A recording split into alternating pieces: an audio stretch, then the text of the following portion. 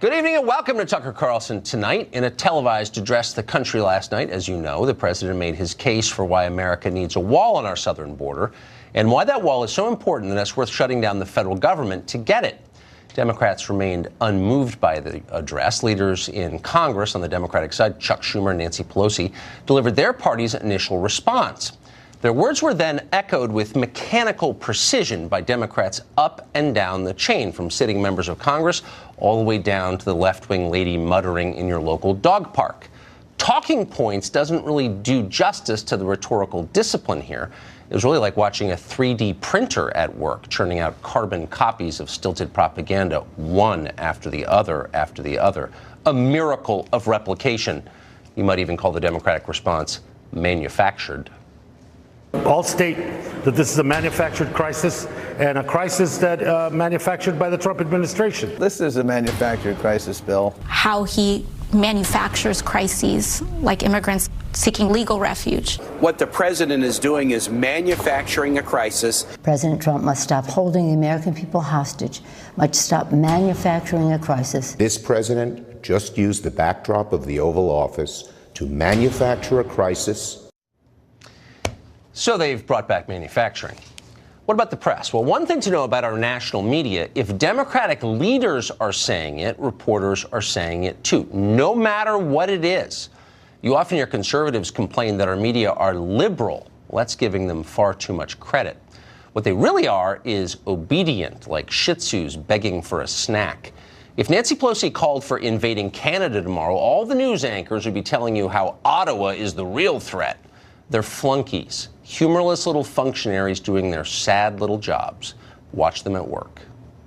Folks, the president has manufactured one heck of a political crisis for himself.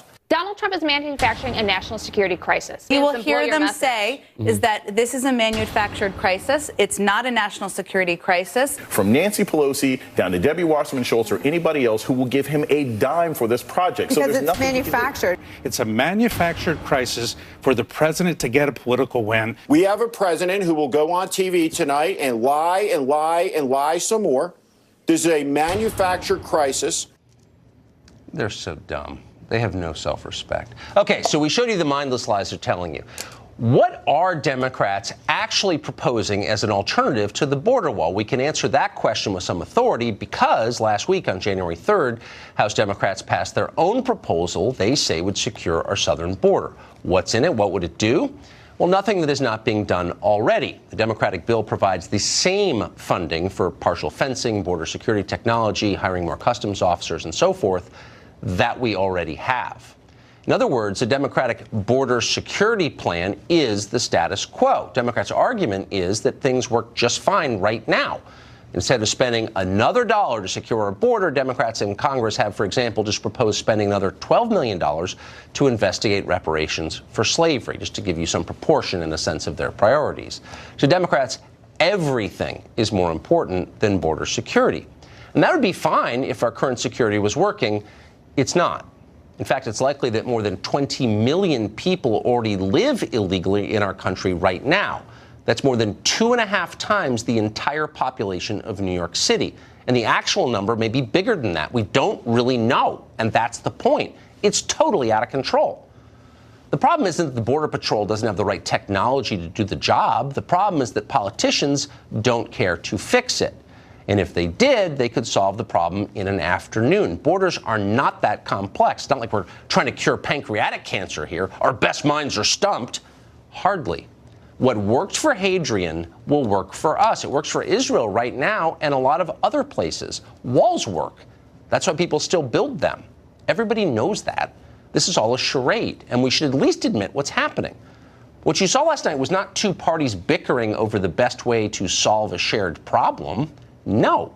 In this case, one side's problem is the other side's solution. For Democrats, a porous border is a good thing, unalloyed good thing. It means more low-wage workers for their donors. That's deeply appreciated. It means more compliant voters for them to replace the millions of actual Americans they have alienated. And then there's the emotional payoff of the whole thing. Democrats feel good about letting in poor people from around the world. These are people who don't make a lot of complicated demands about health care or dental or unfunded pensions or what their kids should be doing for a living. They're not whiny like Americans. They're not living reminders of how politicians have failed to fulfill their promises. No, they're just grateful to be here. They're immigrants. Democrats love people like that. In fact, they've come to love them much more than they love you. Congresswoman Ocasio-Cortez said that out loud just last night. The women and children on that border that are trying to seek refuge and seek opportunity in the United States of America with nothing but the shirt on their backs are acting more American than any person who seeks to keep them out ever will be. So people who show up here and ignore our laws are more American than you are. That's how Democrats feel. Keep that in mind as you watch this debate.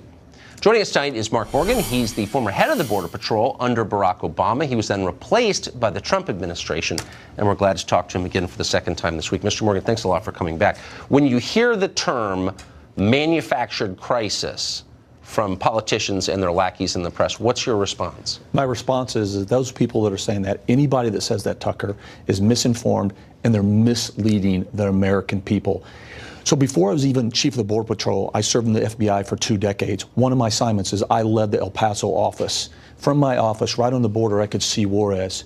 Every single day, Tucker, we worked with the DEA and all components of DHS, and we worked human trafficking cases, we worked drug cases, and we worked and gang cases, all impacting the southern border. And then as chief, every single day, Tucker, I was briefed every single day about the men and women who are risking their lives every day, and they're apprehending murderers, rapists, pedophiles, other violent offenders, and gang members. That's not manufactured. That is real, and that's a fact, and it's still happening today. And I would also say one last point is 127 Border Patrol agents have died. They didn't die playing Monopoly. They died defending, being the front-line defenders of our borders, trying to apprehend the 17,000 people, the bad people that Secretary Nielsen mentioned. I wonder if you ask their families if this is a manufactured crisis.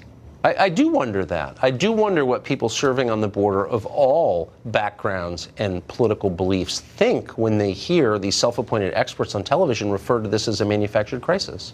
And I think that's the point. Self-appointed experts. I go to the experts that are really working that. I'll say the president has done that. The president is talking to the leadership of CBP and the Border Patrol and the rank and file. And those are the experts. And they're saying the wall works. It doesn't work everywhere. It's not the end all to be all, right, but it works. So I want to run a couple of facts by you that I watched journalists tell me last night in their fact check segments. The first is that drugs don't really come across our border. They come through our ports. Is that true? Again, a complete disingenuous statement. So you want to say because more drugs enter the points of entry, therefore it's not a problem in between the ports. That's just fictitious. It is correct that more drugs enter through the points of entry. But Tucker, millions and millions of pounds of drugs still enter through the points of entry. Okay.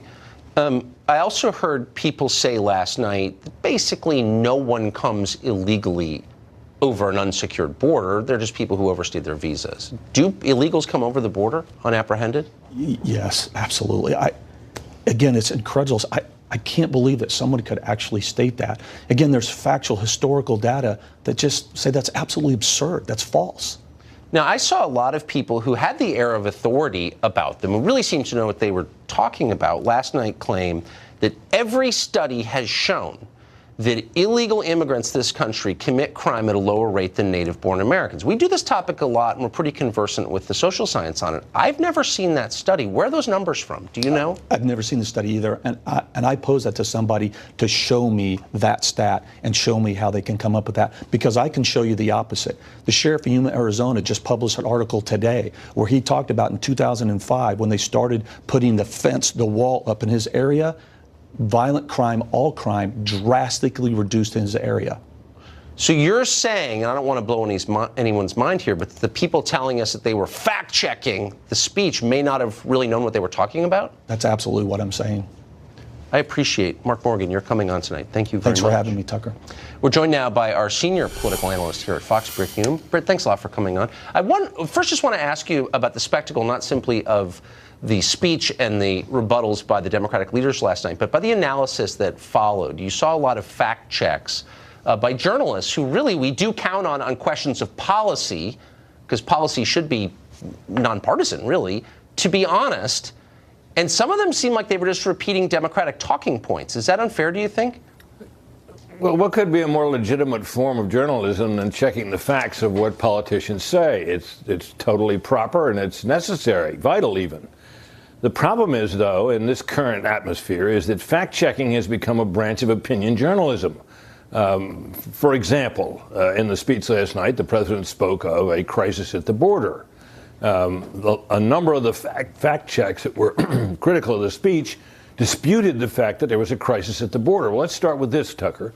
Whether there's a crisis at the border or not is not a matter of fact. It is a matter of opinion. Exactly. One man's crisis is another man's problem.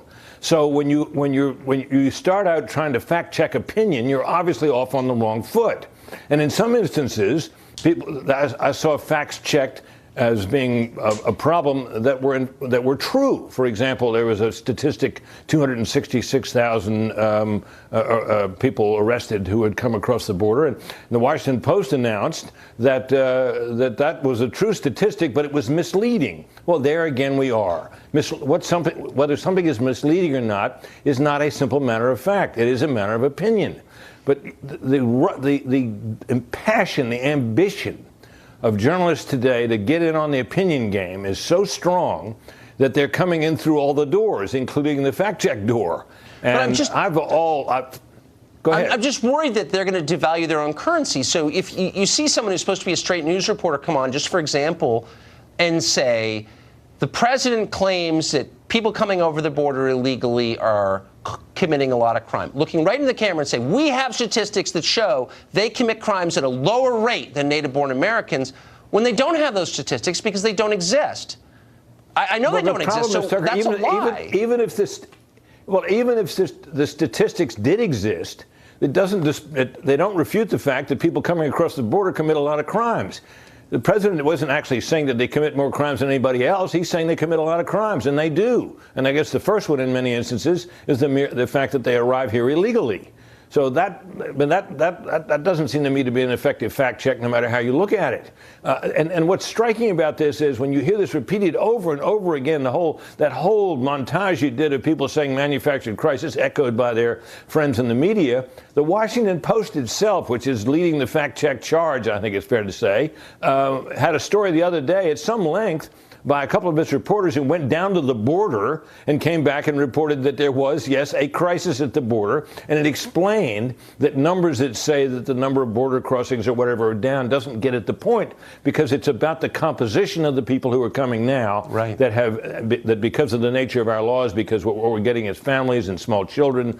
And it used to be we got just, single men mostly. Now we're getting a different type of group coming.